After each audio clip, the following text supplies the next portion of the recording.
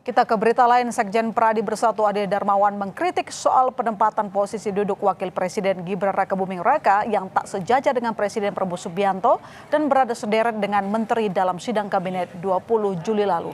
Sebelumnya Istana mengatakan hal ini hanya persoalan teknis.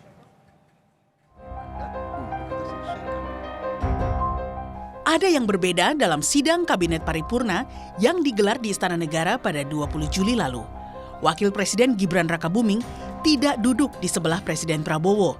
Namun Gibran duduk sejajar dengan sejumlah menteri, di antaranya Menko Bidang Perekonomian Airlangga Hartarto, Menko Bidang Pangan Zulkifli Hasan, Menteri Sekretaris Negara Prasetyo Hadi, dan Sekretaris Kabinet Teddy Indrawijaya.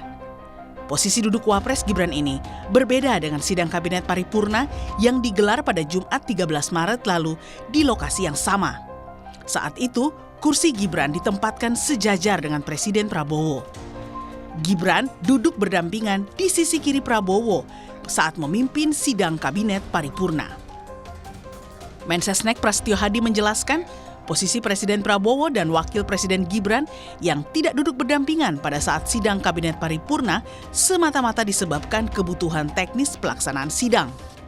Bapak Presiden berada di tengah-tengah dan kalau yang dipertanyakan adalah posisi dari Bapak Wakil Presiden, kalau menurut kami ini hanya masalah kebutuhan teknis semata, tidak ada hal-hal lain yang mungkin perlu dikhawatirkan.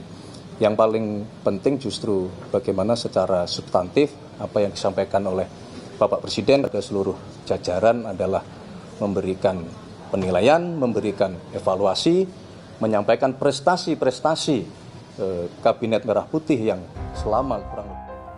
Namun, Sekjen Pradi Bersatu Ade Darmawan menyebut posisi duduk Wapres Gibran yang tidak berdampingan dengan Presiden Prabowo dinilai menyalahi aturan undang-undang.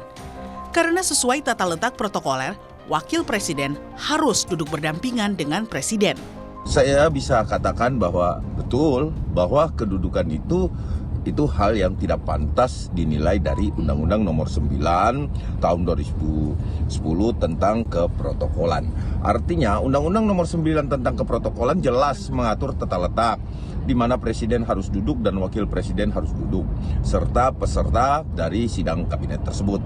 Hal ini mencerminkan sesuatu hal yang saya melihat bahwa apakah ini dadakan atau tidak, karena sidang kabinet itu tentunya harus dipersiapkan secara matang dan harus tentunya tata letak susunan kursi dan lain-lain sebagainya tentu mengikuti Undang-Undang Nomor 9 tahun 2010. Sidang kabinet pada 20 Juli lalu dimanfaatkan Presiden Prabowo untuk menyampaikan evaluasi dan capaian pemerintah sekaligus memberikan arahan percepatan program pada semester kedua 2026.